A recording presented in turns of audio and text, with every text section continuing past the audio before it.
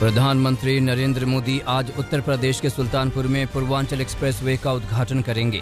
दोपहर 2 बजे PM Purvanchal expressway का उद्घाटन करेंगे और फिर जनसभा को भी संबोधित करेंगे। इसके बाद पीएम मोदी पूर्वांचल एक्सप्रेसवे पर बने एयर स्ट्रिप पर एयर शो देखेंगे। पीएम मोदी के दौरे से पहले यूपी के मुख्यमंत्री योगी आदित्यनाथ सुल्तानपुर पहुंचे और पूर्वांचल एक्सप्रेसवे के उद्घाटन की तैयारियों का जायजा लिया।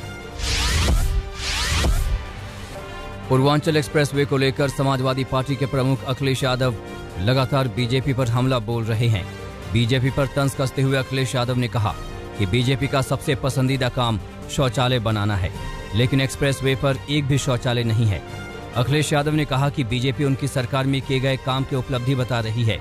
अब समाजवादी पार्टी की सरकार में बनाए गए एक्सप्रेसवे का उद्घाटन किया जा रहा है। अपनी नई किताब को लेकर जारी विवाद के बीच कांग्रेस नेता सलमान खुर्शीद के नैनीताल स्थित घर पर तोड़फोड़ और आगजनी हुई।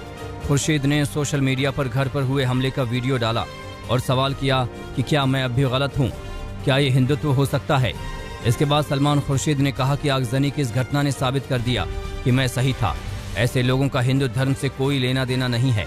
इसके साथ ही खुर्शीद ने यह भी कहा कि मेरी पार्टी ने मेरी बातों का समर्थन किया है। मेरी पार्टी खुलकर, मेरा नेतृत्व खुलकर वही बात कह रहा है जो मैंने कही है, और मुझे गर्व है अपने नेतृत्व के कि आज के हालात में वो ये गिनती नहीं कर रहे हैं कि किस चीज में फायदा है, किस में नफा है, किस में नुकसान है। मुगलों पर कांग्रेस नेता मणिशंकर अय्यर के बयान पर सियासत गर्मा गई है। मणिशंकर अय्यर ने एक कार्यक्रम में मुगलों की जमकर तारीफ की। मणिशंकर अय्यर ने कहा कि साम्राज्य स्थापित होने के बाद मुगल इसी देश में रहे, वो इसी देश के हैं। साथ ही उन्होंने ये भी कहा कि मुगलों के शासनकाल में धर्म परिवर्तन और लोगों पर अत्याचार नहीं होते थे। इस बयान को लेकर बीजेपी नेता मणिशंकर अय्यर और कांग्रेस पर हमला बोल रहे हैं। बीजेपी नेता गौरव भाटिया ने कहा कि लगातार साजिश के तहत कांग्रेस नेता हिंदू धर्म के खिलाफ बयान दे रहे हैं। बिहार और उत्तर प्रदेश के बाद अब असदुद्दीन ओवैसी की पार्टी AIMIM राजस्थान में भी चुनाव लड़ेगी। ओवैसी ने कहा कि पार्टी की राजस्थान यूनिट की औपचारिक शुरुआत जल्द ही की जाएगी और अगले 1 से 1.5 महीने में राजस्थान में पार्टी लॉन्च करने की योजना बनाई गई है। ओवैसी ने कहा कि हम पार्टी को राजस्थान में लॉन्च कर रहे हैं तो आगामी विधानसभा चुनाव भी लड़ेंगे।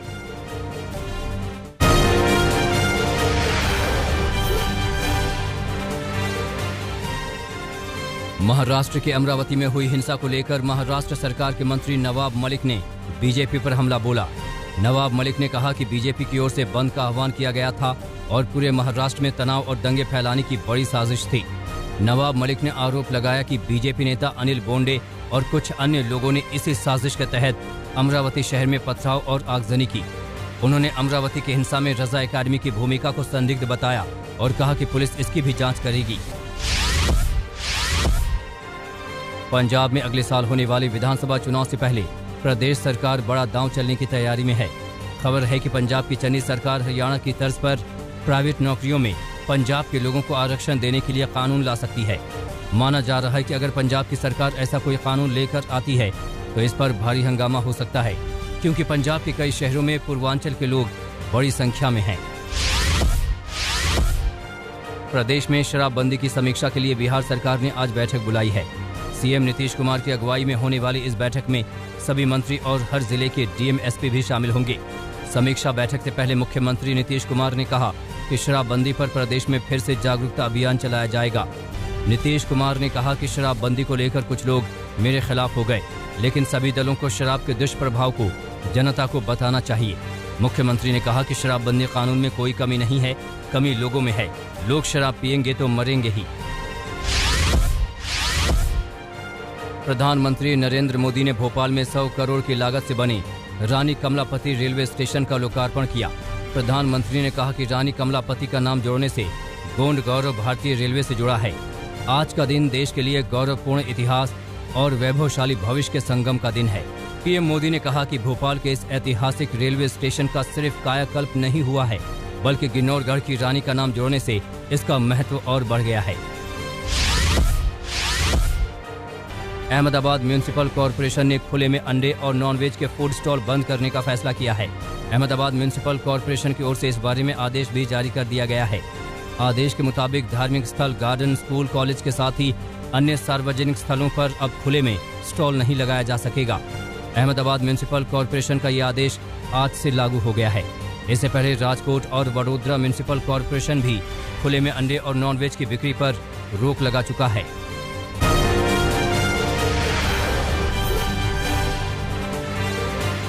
T20 वर्ल्ड कप खेलकर दुबई से लौटते ही क्रिकेटर हार्दिक पांड्या की मुश्किलें बढ़ गई हैं। मुंबई एयरपोर्ट पर हार्दिक की 2 घड़ियां जब्त की गईं। इन घड़ियों की कीमत 5 करोड़ बताई जा रही है। सूत्रों के मुताबिक हार्दिक दोनों घड़ियों के कोई पेपर नहीं दिखा पाए। कस्टम विभाग ने दोनों घड़ियां जब्त कर जांच शुरू कर दी है। केरल के जिले में आज बारिश का येलो अलर्ट है। भारी बारिश की आशंका को देखते हुए 4 जिलों कोट्टायम, पथानमथिट्टा, कोल्लम और अल्लापुझा में स्कूल बंद कर दिए गए हैं। केरल यूनिवर्सिटी ने आज होने वाली परीक्षाओं को रद्द कर दिया है।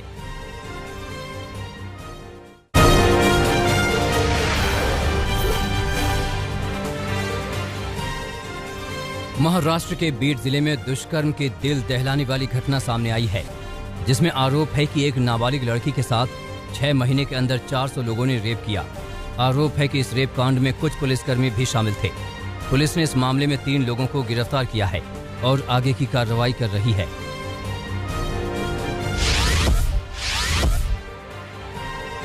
मध्य प्रदेश के बैतूल में एक बुजुर्ग महिला के घर में घुसकर उसकी हत्या कर दी गई और घर के सारे कीमती सामान और जेवर लूट लिए गए। मामला घोड़ा डोंगरी नगर के बाजार थाना का है। जानकारी के मुताबिक चोरी के इरादे से चोर घर में घुसे और उन्होंने कुल्हाड़ी से बुजुर्ग महिला की हत्या कर दी और लूटपाट करके फरार हो गए। बुजुर्ग महिला अकेले ही इस घर में रहती थी। पुलिस ने मामला दर्ज कर लिया है और आरोपी की तलाश कर रही है। आगरा में एक छात्रा से छेड़छाड़ और धमकी देने के मामले में पुलिस ने एक आरोपी को गिरफ्तार किया है। मामला कमला नगर इलाके का है। आरोपों के मुताबिक आरोपी छात्रा पर दोस्ती करने का दबाव बना रहा था। लड़की के इनकार करने पर आरोपी ने छात्रा को धमकी दी। पुलिस ने आरोपी को गिरफ्तार कर लिया है। यूपी के बिजनौर में एक लड़की का शव पेड़ से लटकता मिला है। बताया जा रहा है कि लड़की रात में अपने प्रेमी के साथ घर से भाग गई थी। लड़की अपने साथ घर के गहने और जेवरात भी ले गई थी। घर वालों को आशंका है कि लड़की को मारकर उसका शव पेड़ से लटकाया गया है। पुलिस ने मामला दर्ज कर लिया है और आगे की तफ्तीश कर रही है। झारखंड के देवघर में अलग अलग थाना क्षेत्रों में पुलिस ने छापेमारी करके ऑनलाइन फ्रॉड करने वाले 10 आरोपियों को गिरफ्तार किया है। गिरफ्तार आरोपियों के पास से 7 mobile, 22 SIM, 4 debit card, 2 passbook और 1 चेक बुक मिली है। पुलिस के मुताबिक आरोपी ऑनलाइन गेम्स के जरिए लोगों को कैशबैक का ऑफर देते थे और उनसे ठगी करते थे। पुलिस मामले की जांच कर रही है।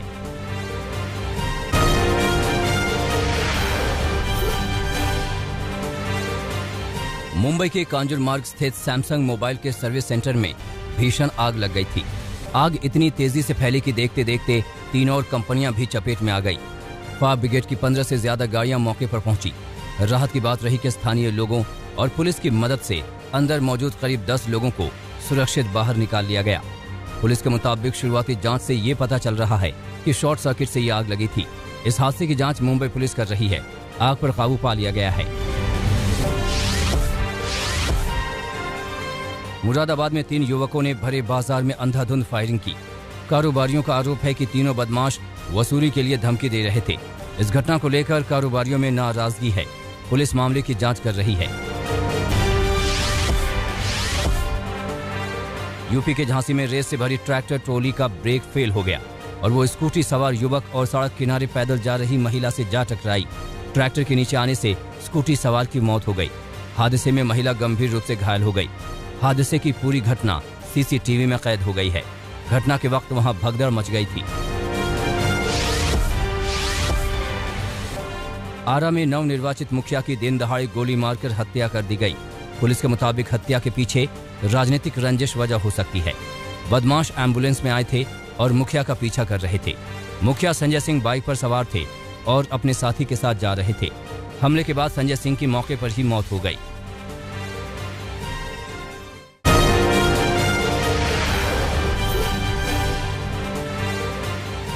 पोलैंड के सुरक्षा बल ने बेलारूस सीमा पर हजारों की संख्या में उमड़े मध्य पूर्व के शरणार्थियों का वीडियो जारी किया।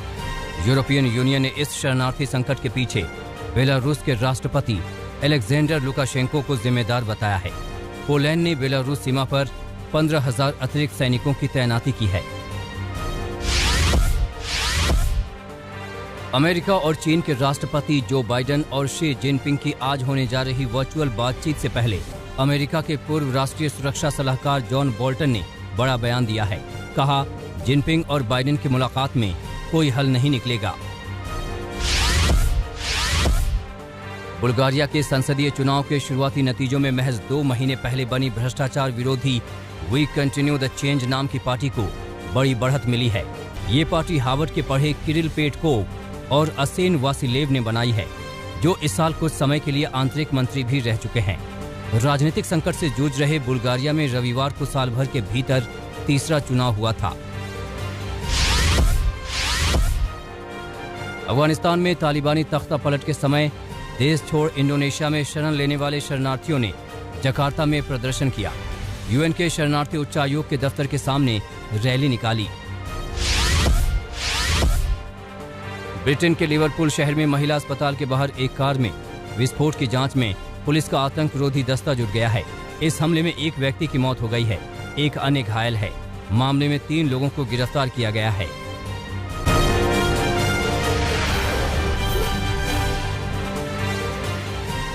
स्पेन की टेनिस खिलाड़ी गार्बाइन मुगुरुजा WTA सेमीफाइनल में पहुंची। एनेट कोंटावेट को 6-4, 6-4 से हराया। बारबुरा को 2-6, 6-3, 6-4 से हराकर कोंटावेट से गार्बाइन मुगुरुजा भिड़ी थी। मोटो ग्रां प्री के दिग्गज रेसलर वैलेंटिनो रॉसी रिटायर हुए। विदाई समारोह में रॉसी ने कहा, आज का दिन बुरे सपने जैसा है। डॉक्टर के नाम से मशहूर रॉसी मोटर रेसिंग में 9 बार विश्व विजेता बन चुके हैं। दुबई एयर शो में चीन के सुपरसोनिक L-15 जेट पायलट्स ने आसमान में करतब दिखाया। हवा में 180 डिग्री का रोटेशन देखकर लोग दंग हो गए। दुबई में 4 दिन के एयर शो का ये आयोजन हुआ है। इसमें 20 देश के पायलट्स हिस्सा ले रहे हैं। न्यूयॉर्क के सेंट्रल पार्क में लंबे समय बाद आइस रिंक खोला गया। अमेरिका के पूर्व राष्ट्रपति ट्रंप के अधीन ये आइस रिंक हुआ करता था। आइस रिंक पर कम दाम में स्केटिंग की सेवा उपलब्ध कराई गई।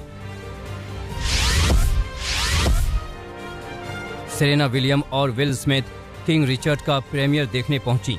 किंग रिचर्ड विलियम द्वारा लिखी गई आत्मकथा पर आधारित है, जिसमें उनकी 2 बेटियों वीनस और सेरेना के जीवन संघर्ष का उल्लेख है। किंग रिचर्ड 19 नवंबर को रिलीज होगी।